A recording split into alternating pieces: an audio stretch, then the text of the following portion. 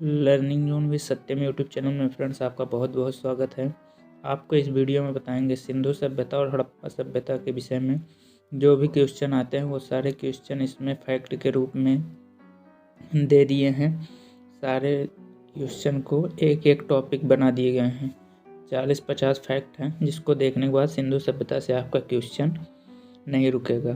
तो आइए देखते हैं। पहला दिया है सिंधु सभ्यता एक आद्य ऐतिहासिक सभ्यता है और इसका काल निर्धारण रेडियो कार्बन तिथि द्वारा किया जाता है और इसका काल जो है वो 2300 ईसा पूर्व से 1700 ईसा पूर्व तक है। काले रंग की आकृतियों से चित्रित लाल मृदभांड हड़प्पा सभ्यता की विशेषता है। सिंधु सभ्यता का सर्वाधिक पूर्वी ये क्वेश्चन ज़्यादा इम्पोर्टेंट है कि सिंधु सभ्यता का पूर्वी पूरा स्थल और पश्चिमी पूरा स्थल और उत्तरी पूर्वा स्थल और दक्षिणी पूर्वा स्थल में कौन कौन सी नदी के किनारे और कौन कौन सा शहर है, इसको आप जरूर रट के जाइए।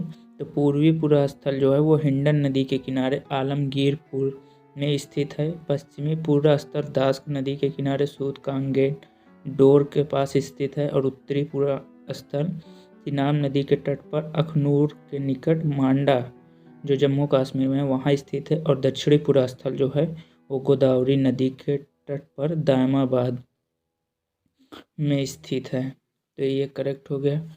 अगला देखते हैं। अगला टॉपिक दिया गया है सिंधु सभ्यता एक नगरीय सभ्यता है और इसका विस्तार त्रिभुजाकार है। सिंधु सभ्यता से परिपक्व अवस्था में प्राप्त होने वाले बड़े नगर जो हैं वो मोहनजोदड़ो, हड़प्पा, राखीगढ़ी, धौलवीरा और कालीबंगा हैं। अगला फैक्ट दिया गया है वो है स्वतंत्रता की प्राप्ति के पश्चात हड़प्पा के सर्वाधिक पुरातन स्थलों का उत्खनन गुजरात में किया गया है। कहाँ पे किया गया है? गुजरात में। और सिंधु वासियों को तांबा, कांसा, स्वर्ण और चांदी के विषय में जानकारी थी। इसमें लोहा नहीं है, तो आप इसमें लोहा की क्वेश्चन पूछता है कि सिंधु वासियों को लोहा के विषय में जानकारी थी, तो आपको बताना है नहीं थी। तो अगला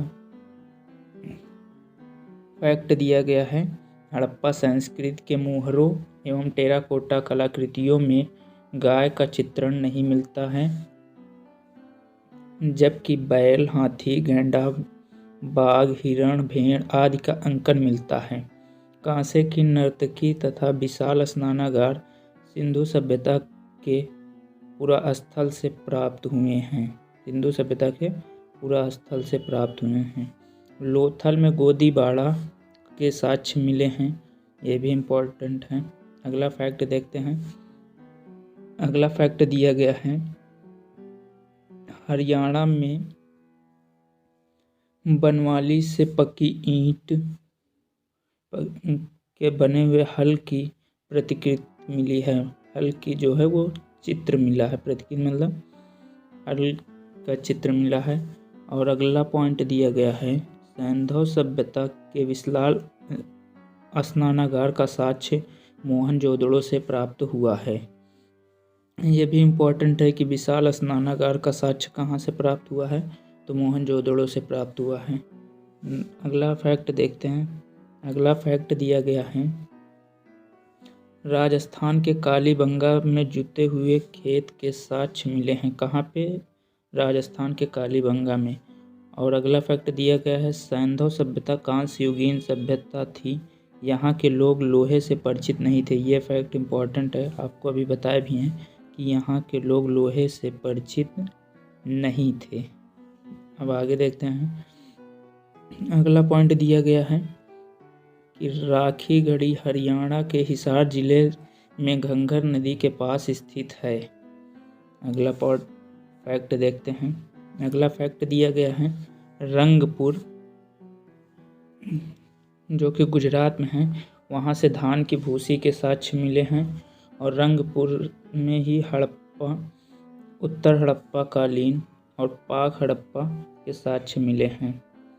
अगला फैक्ट दिया गया है, सिंधु घाटी के लोग पशुपति शिव की पूजा करते थे। यहाँ के लोग जो हैं वो पशुपति शिव की पूजा करते थे। मोहनजोदड़ो से प्राप्त एक मुहर है जिस पर योगी की आकृति बनी हुई है।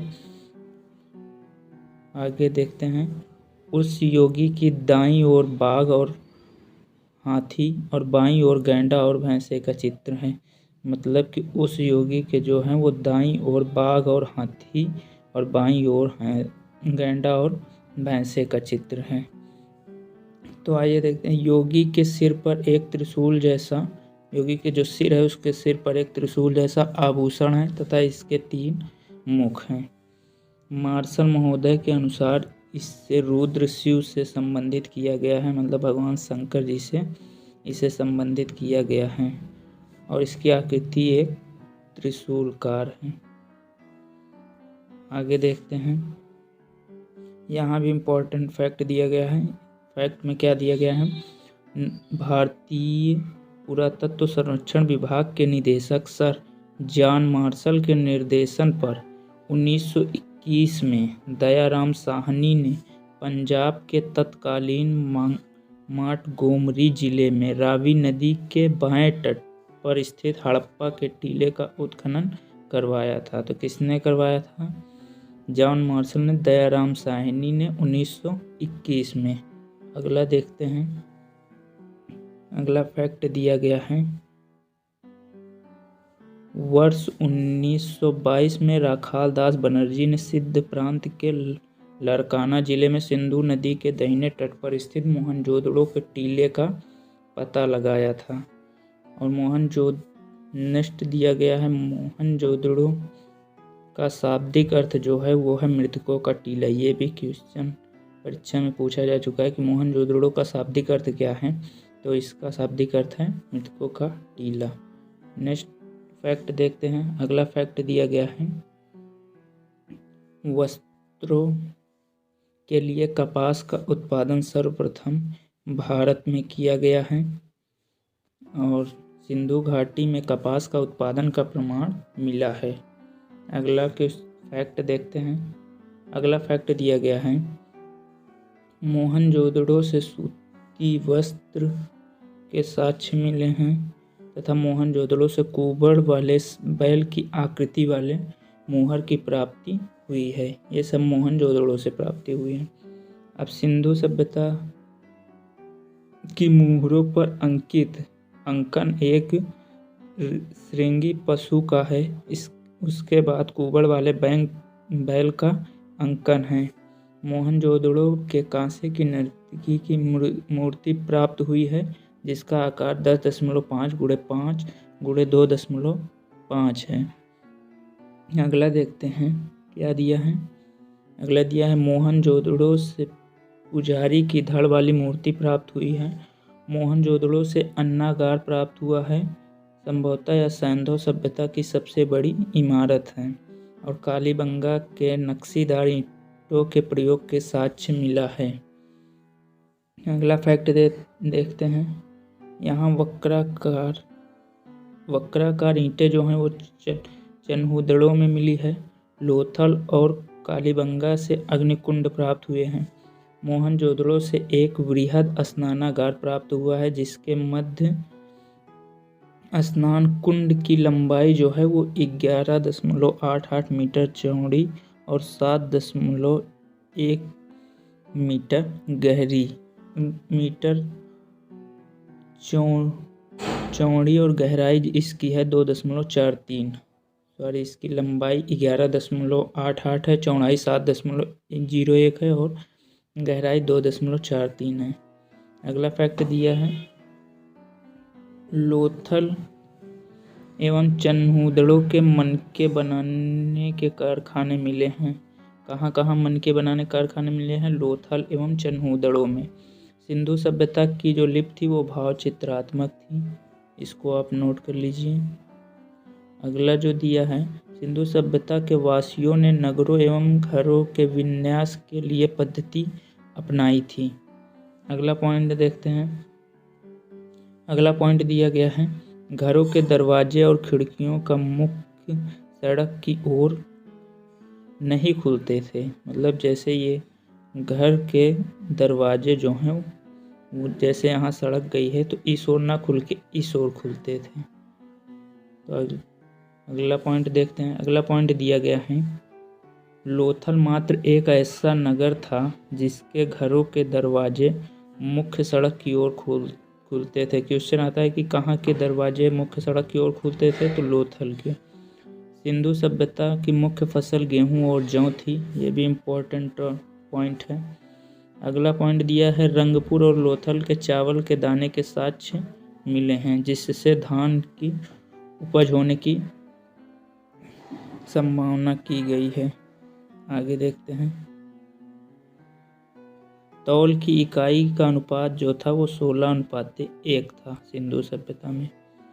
अगला पॉइंट दिया गया है, सैंधव यातायात के लिए 2 व 4 पहिए वाहन वाले बैलगाड़ी एवं भैंसगाड़ी का प्रयोग करते थे। अगला टॉपिक दिया गया है, मेसोपोटामिया के अभिलेखों में मेलुहा शब्द का उल्लेख मिलता है जिसका आशय सिंधु सभ्यता से ही है। अगला 2-4 पॉइंट और बचे हैं, देख लेते हैं उसको। अगला पॉइंट दिया गया है कि हड़प्पा का शासन संभवतः वणिक वर्ग के हाथों में था। पिगट महोदय ने हड़प्पा एवं मोहनजोदड़ो को एक विस्तृत समाज की जुड़वा राजधानी कहा है। इसके बाद सिंधु सभ्यता वासी मातृदेवी को उर्वरता की देवी कहते हैं। ये क्वेश्चन भी पूछा गया है परीक्षा में कि उर्वरता की देवी के रूप में किसकी पूजा की जाए, तो किसकी मातृदेवी की पूजा की। मातृदेवी, नाग पूजा, वृक्ष पूजा तथा जल पूजा के साक्ष्य भी सिंधु सभ्यता से मिले हैं। स्वास्तिक चिन्ह प्रमाण जो है वो हड़प्पा सभ्यता से मिले हैं। जो स्वास्तिक चिन्ह होता है ऐसे ये हड़प्पा सभ्यता में प्रचलित था। और इस सभ्यता से सूर्योपासना का अनुमान लगाया जाता है, मतलब कि सूर्य की उपासना की जा रही थी। अगला 2 पॉइंट और बचे हैं, 1-2 पॉइंट, कि सिंधु घाटी के नगरों में किसी भी मंदिर के अवशेष नहीं मिले हैं। और दिया है, मातृदेवी की पूजा सिंधु सभ्यता में सर्वाधिक प्रचलित थी और पशुओं में कुबड़ वाले सांड इस सभ्यता में विशेष पूजनीय था। अगला पॉइंट दिया गया है, स्त्री मृण मूर्तियां अधिक संख्या में मिलने के आधार पर अनुमान लगाया जाता है कि सैंधव समाज मातृ सत्तात्मक था। ये भी इम्पोर्टेंट पॉइंट है। अगला पॉइंट दिया गया है कि सिंधुवासी सूती एवं ऊनी वस्त्रों का उपयोग करते थे। सिंधु सभ्यता में मनोरंजन का प्रमुख साधन जो था वो पशु पक्षी था, चेस था, लड़ाइयाँ थी, चौपाल थे, पासे खेलना आदि था। लास्ट के 2 पॉइंट बचे हैं। लास्ट के 2 पॉइंट में यही है कि कालीबंगा एकमात्र हड़प्पा कालीन स्थल है जिसके 2 टीले रक्ष प्रचीरों से घिरे थे और शवों को जलाने एवं गाड़ने की प्रथाएं एवं अंतिम संस्कार करने हेतु प्रचलित थी। और हड़प्पा में शवों को दफनाने जबकि मोहनजोदड़ो को जलाने की प्रथा प्रचलित थी। ये भी इम्पोर्टेंट है कि हड़प्पा में जो है वो शवों को दफनाने की प्रथा थी और मोहनजोदड़ो में जलाने की प्रथा प्रचलित थी। लोथल से 3 एवं कालीबंगा से 1 युगल समाधियों के साक्ष्य मिले हैं। ये ज़्यादा इम्पोर्टेंट नहीं है लेकिन उसको आपको ध्यान रखना है। लास्ट पॉइंट ये है, सैंधव सभ्यता के विनाश हेतु जलवायु परिवर्तन या सूखा मुख्य कारण माना जाता है। मतलब सिंधु सभ्यता का जो विनाश का मुख्य कारण माना जाता है वो या सूखा या बाढ़ को माना जाता है। फ्रेंड्स, आपको अगर वीडियो अच्छी लगी हो, अगर आप इसका टेस्ट देना चाहते हैं तो आप हमारे टेलीग्राम चैनल को ज्वाइन कर लीजिए जो कि डिस्क्रिप्शन बॉक्स में है। वहाँ से आप इसका टेस्ट दे सकते हैं। और उसके बाद इस चैनल को सब्सक्राइब कर लीजिए। और भी वीडियो आपको डिस्क्रिप्टिव में प्रोवाइड की जाएंगी, जिसको आप देख के परीक्षा में कोई भी प्रश्न इसके बाद नहीं छूट पाएगा। Thank you for the watching learning zone with Satyam sir.